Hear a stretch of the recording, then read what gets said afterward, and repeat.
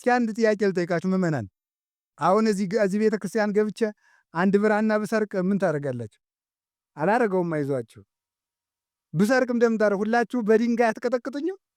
አንድ መጽሐፍ ብዘርፍ ትቀጠቅጡኛላችሁ። እናንተን ሰይጣን ሲዘርፋችሁ ግን ለምንድን ነው ዝም የምትሉት? እናንተ እኮ ትክክለኛ መጽሐፍት ናችሁ። መጽሐፍ እኮ አይጸድቅም፣ ታውቃላችሁ? መጽሐፍ አይጸድቅም። ይሄ እኮ ህንፃ እኮ አይጸድቅም። የሚጸድቅ እኮ ሰው ነው። ሰው ነው የሚጸድቅ። ሕያው የክርስቶስ መጽሐፍ የሰው ልጅ ነው። ቅዱስ ዮሐንስ አፈወርቅ በመጽሐፈ ሐዊ ላይ እንደተቀመጠልን ወበከመ ይጻፍ መጽሐፍ በቀለም ከማሁ ይጻፍ ልቡናነ በመንፈስ ቅዱስ ይላል። መጽሐፍ ብራና ተዳምጦ ቀለም ተበጥብጦ ተመልከቱ ይጻፋል።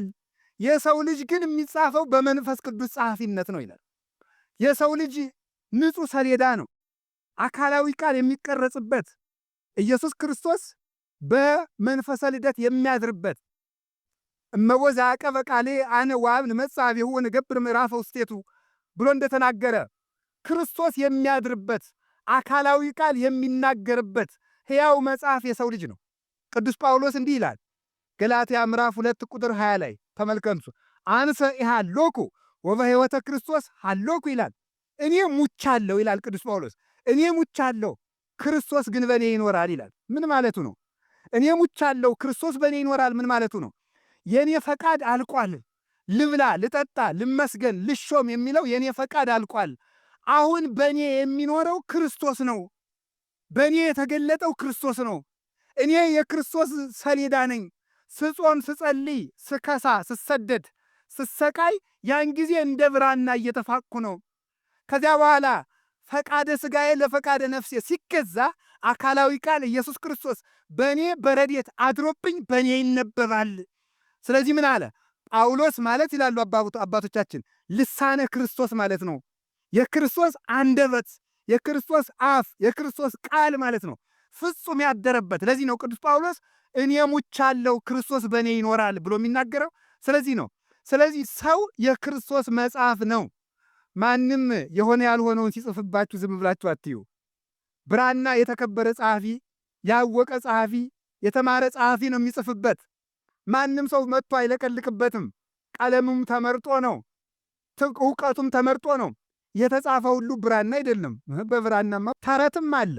አሁን ፈረንሳይ፣ ጀርመን፣ እንግሊዝ ብትሄዱ የኢትዮጵያ ተረት በብራና ተሽጦ ሙዚየማቸው ውስጥ አለ። ተረትም በብራና አለ እኮ። ምን አለ ቀልድም በብራና ይጻፋል። ቁም ነገሩ ግን ጸሐፊው ማን ነው? ቀለሙ ምንድን ነው? ትርጉሙ ምንድን ነው? ማንም አይጻፍባችሁ። የክርስቶስ መጽሐፍ ነን። ሲሁላችሁ የክርስቶስ መጽሐፍ ነን በሉ። የማን መጽሐፍ ናችሁ? የክርስቶስ መጽሐፍት እናንተ ናችሁ። በእውነቱ ማለት የምትነበቡ መጽሐፍ፣ የምትታዩ መጽሐፍት፣ የምትኖሩ መጽሐፍት፣ የምትፈውሱ መጽሐፍት፣ ዘላለም ርስት የምትወርሱ መጽሐፍት እናንተ ናችሁ። አሁን እንግዲህ ዛሬ ከእናንተ ምን ይነበባል? አሁን እግዚአብሔር ያሳያችሁ፣ ክርስቶስ ያመልከታችሁ። ነን እያላችሁ ትፎክራላችሁ አይደለም? ከእናንተ የምናነበው ዘፈን ነው። ከእናንተ የምናነበው ዘረኝነት ነው። ከእናንተ የምናነበው አድማ ነው። ከእናንተ የምናነበው ዝሙት ነው። አዲያ እናንተ የክርስቶስ መጽሐፍ ናችሁ። ምን እያበላሻችሁ እንደሆነ አታውቁም እንዴ? ምንድን ነው የምታበላሹት? ስትሰርቁ፣ ስትዘፍኑ፣ የማይገባ ሥራ ስትሰሩ፣ ርኩሰትን ስትሰሩ፣ ቅጠል ስትበሉ፣ ጢስ ስታጤሱ፣ ስትደባደቡ፣ ስትጨፍሩ፣ ስትሰክሩ ምን እያበላሻችሁ ይመስላችኋል? የክርስቶስን መጽሐፍ እያበላሻችሁት እኮ ነው። ክርስቶስን ማደሪያ እያሳጣ ነው እኮ ነው። የተአምሩኑ ከማንትሙ ታቦቱ ለመንፈስ ቅዱስ። እናንተ የመንፈስ ቅዱስ ታቦት ማደሪያ መቅደስ መሆናችሁን አታውቁምን? በዚያውም ዘንድ እኮ ደግሞ ክርስቶስ እኛ የክርስቶስ መጽሐፍ ብቻ አይደለንም፣ አካል ነን። እንዲህ አለ ቅዱስ ጳውሎስ ኤፌሶን ምዕራፍ 1 ቁጥር 23 ላይ ሲናገር እንዲህ አለ ወውእቱ ርእሳ ለቤተ ክርስቲያን ወንተ ይእቲ ሥጋሁ። እርሱ የቤተ ክርስቲያን ራስ ነው፣ ቤተ ክርስቲያን ደግሞ አካል ናት። እኛ ደግሞ ሕዋሳቶቹ ነን ይላል። ተመልከቱ፣ ሕዋሳቶቹ ነን። አይኑ፣ እጁ፣ እግሩ የክርስቶስ እጅና እግር ነን እኛ። የክርስቶስን አካል ወስዳችሁ የዘማዊ አካል ታደርጉትን ይላል ቅዱስ ጳውሎስ። የክርስቶስን አካል በደም የገዛውን አካል ትጨፍሩበት፣ ትዘፍኑበት፣ ትሳደቡበት፣ ታጉረመርሙበት፣ ትጠነቁሉበት፣ ትጨፍሩበት ክርስቶስ በደም የገዛውን አካል ብሎ ይናገራል ቅዱስ ጳውሎስ ማለት ነው። እናንተ እኮ የክርስቶስ ሕዋሳት ናችሁ። ወውቱ ርስ ንሕነ አባል ይላል ዮሐንስ አፈወርቅ። እሱ ራሳችን ነው፣ እኛ እግሮቹ ነን ይላል ትምህርት። ሀበ ሀሎ ርስ የሀሎ አባል። አሁን አልጋ ላይ ተኝታችሁ ወደ ታች ድንገት ተንከባላችሁ ብትገኙ ከፍ ለማለት በእግራችሁ ነው ወደ ራሳችሁ ነው ከፍ የምትሉ? አይ እግር ከቀደመ ችግር ይመጣል። ምንድነው ከፍ ማለት ያለበት? መጀመሪያ ራስ ነው። ራስ ከፍ ሲል እግር ምን ያደርጋል? ይከተላል ማለት ነው። የእኛ ራስ ማን ነው? መድኃኔ ዓለም ነው። ራሳችን እሱ ነው። እምከመ ተለዓልኩ አነ እስሕብ ኩሎ ኀቤየ፣ እኔ ከፍ ብዬ እሰቀልና እናንተን እስባችኋለሁ። ከፍ ብሎ የተሰቀለ እኮ እሱ ራስ ነው። ራስ ከፍ ሲል እግር እንደሚከተለው እሱ ተሰቅሎ ሙቶ ተነስቶ አርጎ እኛን ወደ ክብር ሳበን። እኛ የእሱ ሕዋሳት ነን። እሱን እየተከተልን የምንኖር ነን። እግዚአብሔር ሕዋሳታችንን እንድንቀድስ አምላከ ቅዱሳን ይርዳን።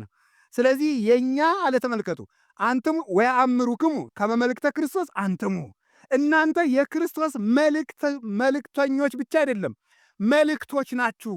ሰው እናንተን አይቶ ክርስቶስን ያውቀዋል አለ። አይ ክርስትና እኮ እንዴት ያለ አደራ መሰላችሁ!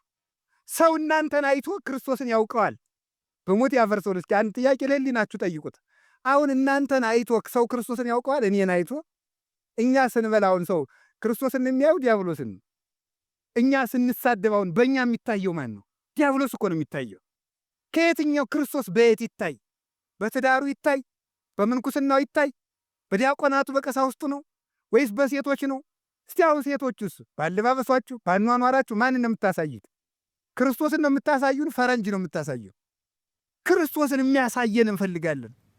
እሱ የሚታይበት እሱ የሚገለጥበት ትዳሩ ተከብሮ ክርስቶስን የሚያሳየን፣ ምንኩስናውን ጠብቆ ክርስቶስን የሚያሳየን፣ ትሕትና ያለው ዲያቆን ሆኖ ክርስቶስን የሚያሳየን፣ ድንግልናውን ጠብቆ ክርስቶስን የሚያሳየን ምእመን በሰላም ኑሮ ሁከት አልባ ኑሮ ሕይወቱን በሙሉ ጠብቆ ኑሮ ክርስቶስን የሚያሳየን ክርስቲያን እንፈልጋለን። ሁላችንም ለክርስቶስ ምልክት እንድንሆን አምላከ ቅዱሳን ይርዳን። ሰው ባነጋገሩ ክርስቶስን ያሳያል። የእግዚአብሔር ቤተሰቦች እዚህ ተሰብስባችሁ ብላችሁ ስለሄዳችሁ የምትጸድቁ እንዳይመስላችሁ። ማምላክን እኔ ከልቤ ነው፣ አሽሟጥጬ አልሰዳችሁም። የምንጸድቀው ራሳችን የክርስቶስ ምልክት በማድረግ ጭምር ነው እንጂ በዓላት ላይ በመሰብሰብ ብቻ እንድንም። የክርስቶስ ምልክት አሁን ክርስቶስ ተመልከቱ። እግዚአብሔር በየት ይደር? በየት አድሮስ ነው አገርን ሰላም የሚያደርግ? ከማን ቤት ይደር? ሁላችን አመፀኞች ሆነናል። እግዚአብሔር ያስተካክለን መድኃኔ ዓለም ኢየሱስ ክርስቶስ። ስለዚህ እናንተ የክርስቶስ ምልክቶች ናችሁ ብሎ ተናገረ። አኮ ተመልከቱ በማየ ሕመት፣ እናንተ እኮ አለ የተጻፋችሁት እኮ በጥቁር ቀለም በቀይ ቀለም አይደለም አለ። በዚህ አይደለም የተጻፋችሁት፣ በሱ ሳይሆን ዘእንበለ በመንፈስ ቅዱስ ሕያው። እናንተ የተጻፋችሁት በሕያው በእግዚአብሔር መንፈስ ነው። በ40 ቀናችሁ በ80 ቀናችሁ የእግዚአብሔር መጽሐፍ ሆናችኋል፣ የእግዚአብሔር የታተማችሁ መጻሕፍት ሆናችኋል ብሎ ይላል። ተበልኮ አኮ በጽሌምን፣ እናንተ የተጻፋችሁት እኮ በድንጋይ ተጠርቦ አይደላችሁም። እናንተ የተቀረጻችሁት በልብ ነው።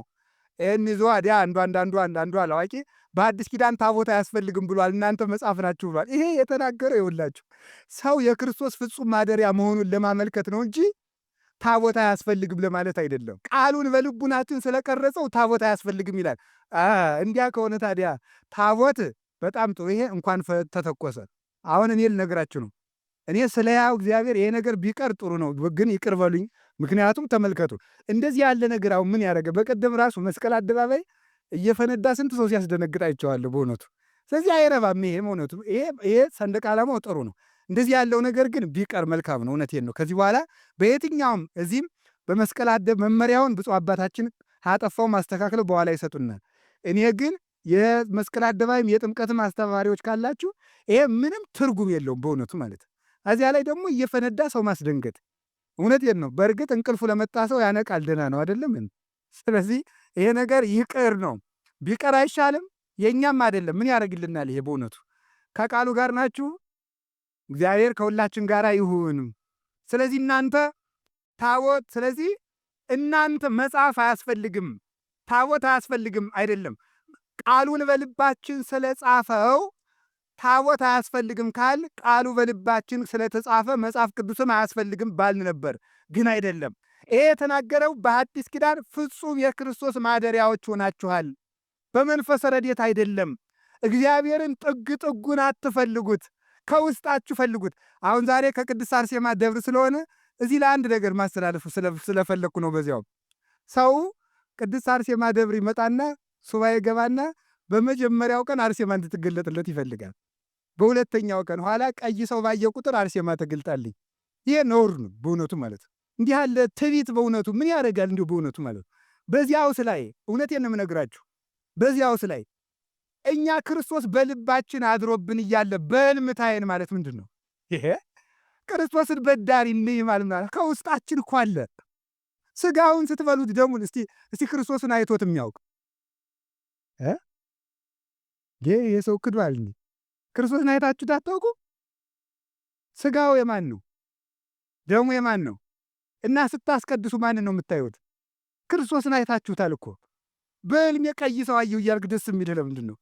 ክርስቶስን እያየሁ አይደለም እንዴ? መድኃኔዓለምን እያየሁ እኮ ነው። ስለዚህ እመቤታችን ቅዱሳን እኔ ያዛኘን ከልቤ ነው። እኔ እመቤታችን እንድትገለጥልኝ አልፈልግም። ለምን አይሆንልኝማ? እሷ ፊት መቆም እንዴት አድርጌን? እስቲ ወደ ምስራቅ ይኸው አንድ ጊዜ ወደ ምስራቅ ስታዩ እስቲ ፀሐይቱ ይዋት አይናችሁ እንዳያማችሁ። ፀሐይቱን ትክ ብዬ ማየት ካልቻልኩ፣ ምስራቂቱን ትክ ብዬ ማየት ካልቻልኩ ፀሐይ ጽድቅ ኢየሱስ ክርስቶስ የወጣባትን ድንግል ማርያም እንዴት አድርጌ ነው የማያት? ስለዚህ ተመልከቱ፣ እኛ በመንፈስ አኮ ከመይት ራይ አላ ከመይት ሃለይ። ተመልከቱ፣ ይዜሰ ክሱተ ኮነ ምስጢረ ለምን አለ ምንድን ያለ ለምእመናን ምስጢር ተገለጠ። ግን በአይነ ስጋ ሊታይ አይደለም፣ በአይነ ልብ ሊታይ ነው።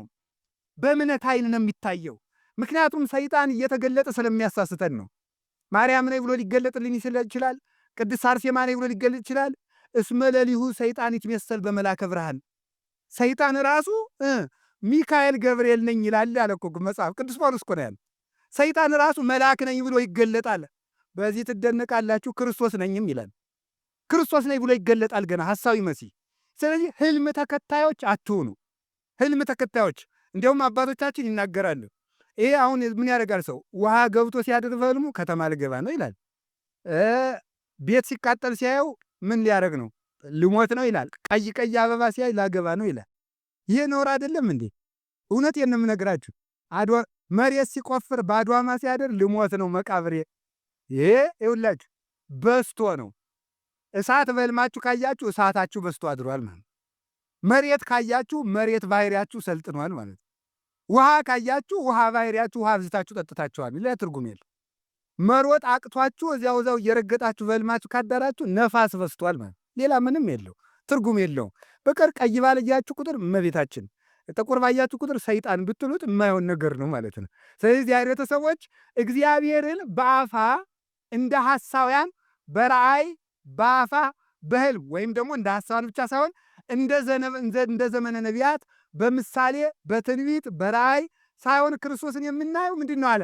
ተዋህዶን ይኖራል። ክርስቶስ ከኛ ጋር ነው። እግዚአብሔር ከኛ ጋር አትሁኑ አሃዊነ።